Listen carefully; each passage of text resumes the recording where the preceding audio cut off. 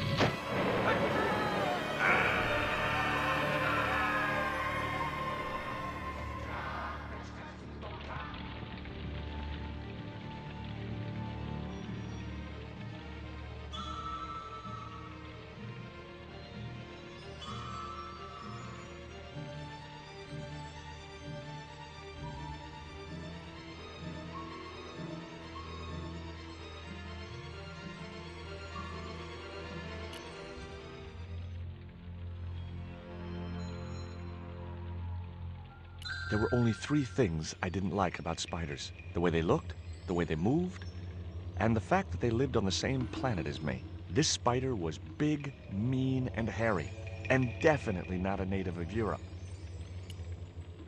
I glanced over the books, vaguely hoping to find a copy of How to Deal with Poisonous Spiders While Tied to a Chair. No such luck. But I noticed one corner of the bookcase was supported by a loose block of wood.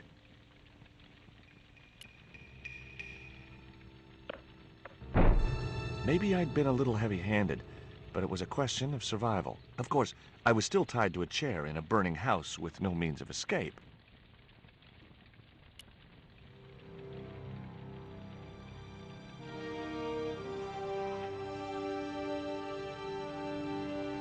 With one mighty bound, our hero was free. Now, I had to deal with that fire.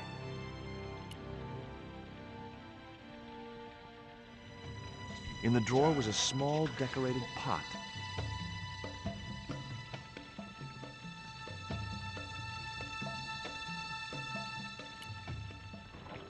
Inside, I found a bottle of tequila. Normally, I didn't drink strong spirits, but today was far from normal. Ew. Disgusting.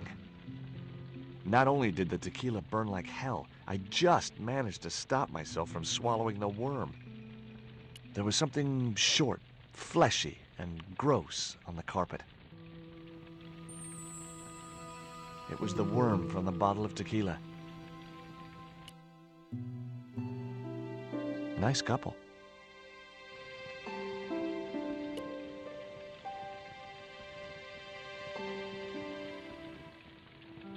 It was a stylish little canvas number containing a lipstick, a handwritten note, and a pair of nylon panties with a large love heart emblazoned across the front. It occurred to me that Nico's tastes must have really changed while I was away. Well, they could be useful.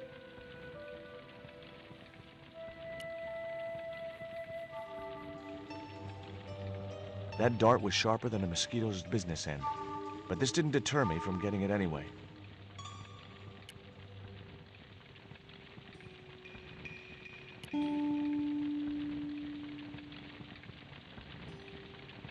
The cabinet was locked.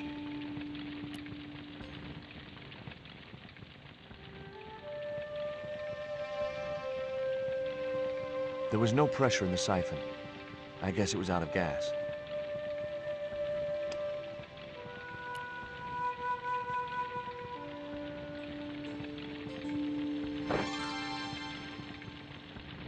As I released the lock, something blew the doors open.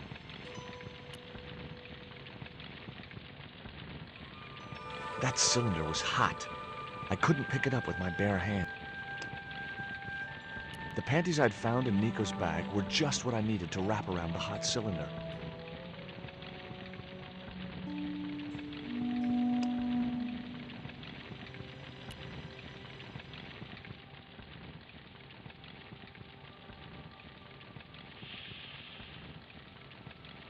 The cylinder gave out a faint hiss as the valve opened.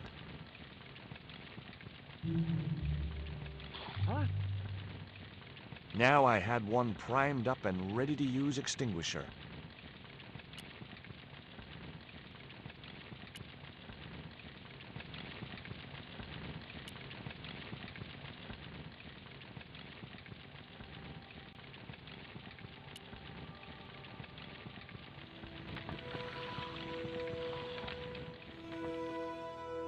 With a well-aimed squirt of his soda fountain, our unshakable hero saved the day.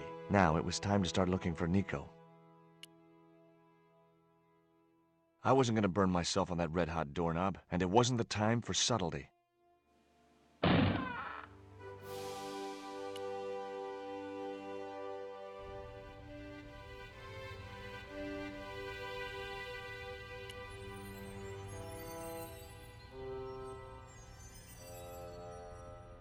I'd found a piece of newspaper folded in two.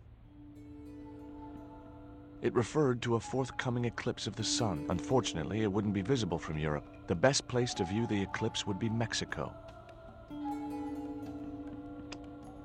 It was the newspaper clipping referring to the imminent eclipse. Wrapped inside it was another small piece of paper. It was a bank statement for Aubier's account from an automatic telling machine. The last 5 withdrawals were for large amounts, and all made in Marseille. The pot contained a key. I guess I had no business reading the note, but I figured it might give me a clue to what Nico was involved in. It was from André Labanau, the history student Nico had known at college. The letter was sentimental mush, and revealed that the exotic lingerie, as he called it, was a gift from him. It gave his telephone number. Labanau figured himself as a rival for Nico's affections, but I couldn't believe that that creep was in the running. Much as I disliked him, Labanau might be my only hope of finding Nico.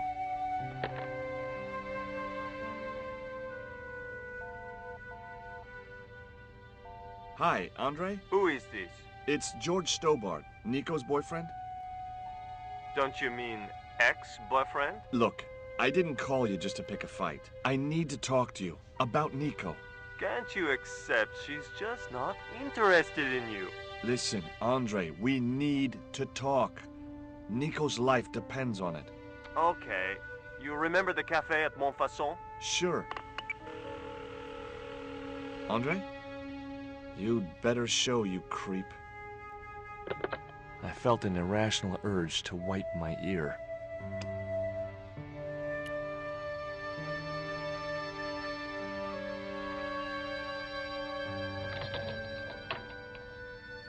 I unlocked the door.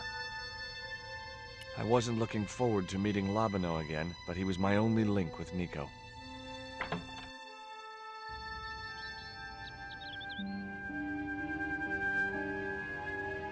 There was no sign of Labanau when I got to the cafe. I decided to order a coffee and wait for him.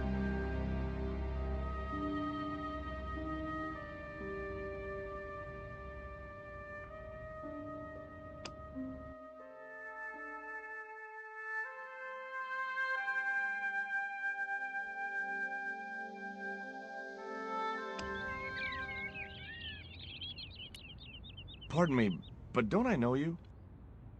Huh? You were here the day I found the catacombs. I was? Ah, yes. I remember you. Yeah. Are you still in the police force? No, not anymore. I'm a man of leisure. And what brings you back to Paris? My girlfriend. what it is to be young and in love. Will you share a bottle of wine with me? Hey, listen, I'd love to, but I need to keep a clear head. So my company isn't good enough for you. Why did you leave the police? I was forced to retire. The golden handshake. Only in my case, it was more copper than gold. How come?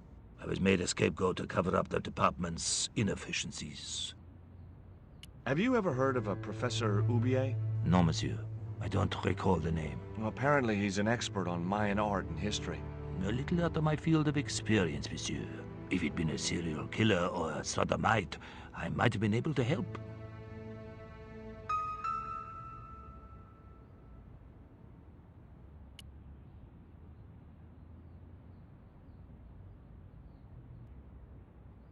Oh, garçon? He ignored me. I'm sure it was deliberate. I couldn't snatch the man's flask while he was looking.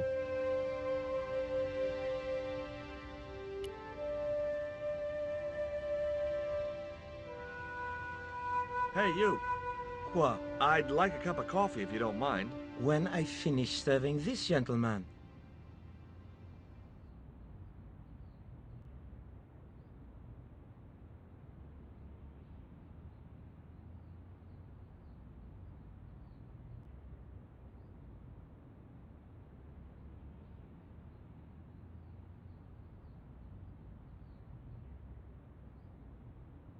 Un café.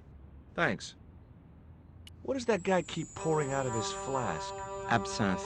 Absinthe? I thought that was highly dangerous and outlawed in France. It is. Don't look at me, I didn't sell it to him. Do you know a guy called André Lobineau? Oui, I know him. What of it? I'm supposed to meet him here. Did I miss him? No, I have not seen him today. Have you heard of Professor Oubier? Oui.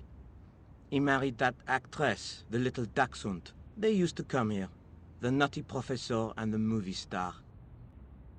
If Oubier's wife was a movie star, how come I never heard of her? She was big in France.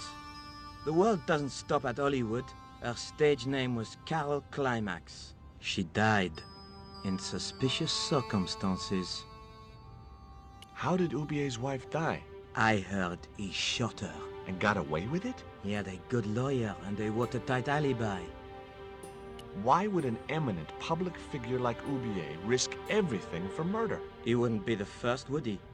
Besides, people like him always get off. Do you know that man over there? I should think so. He's a regular customer. That's all. Thank you.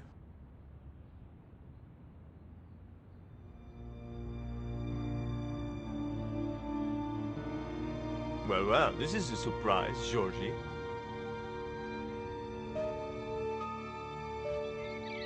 I wouldn't normally call you. But Nico's in trouble, Andre. Deep trouble. You have to help me find her. What? What have you dragged her into this time? It was you that recommended Professor Oubier as an expert on Mayan art. Now his butler has kidnapped her, and he tried to kill me. Every time she gets involved with you, there is trouble. Walking out on her was the best thing you could do. My father was dying, damn it. I had no choice. Well, she soon recovered once she went back to her old friends. Drop it, Andre. Right now, Nico's in danger, and we have to work together. So, how can I help? Nico needed to speak to Oubier about a stone. Oh, you mean this stone?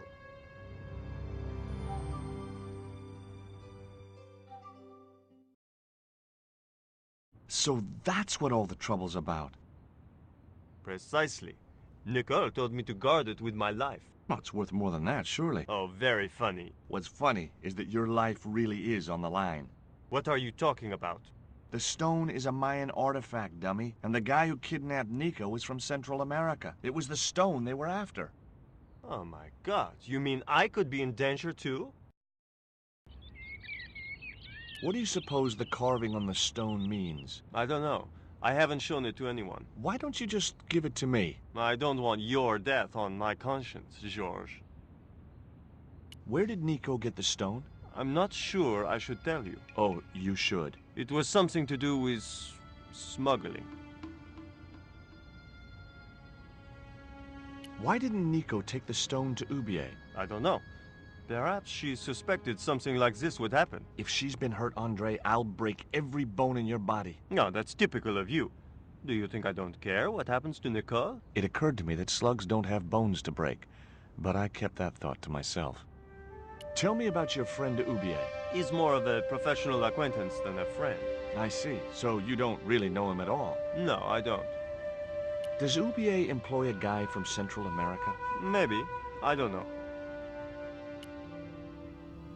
What do you think this is, Andre? I don't know. I'll give you a clue.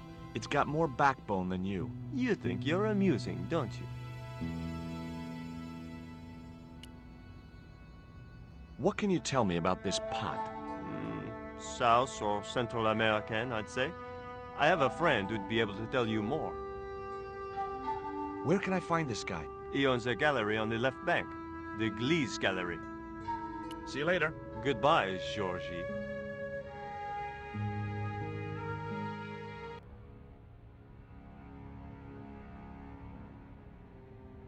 I've had enough of your games, Kala. Tell me what you've done with my stone. I thought your business was simply smuggling cocaine, Karzak. Why are you so interested in that stone? Either you tell me what I want to know, or Pablo here will make you talk. Okay. Well, I figured someone at the university would be able to help. So I had a word with one of my girlfriends, and she told me her boyfriend was a lecturer. I sent the stone to the Department of Ethnology. You know, I figured it was South American, so... You're not buying this, are you? That's enough! I don't have time to listen to your mindless prattle. We'll leave you to think it over. Come the morning, you'll be ready to talk.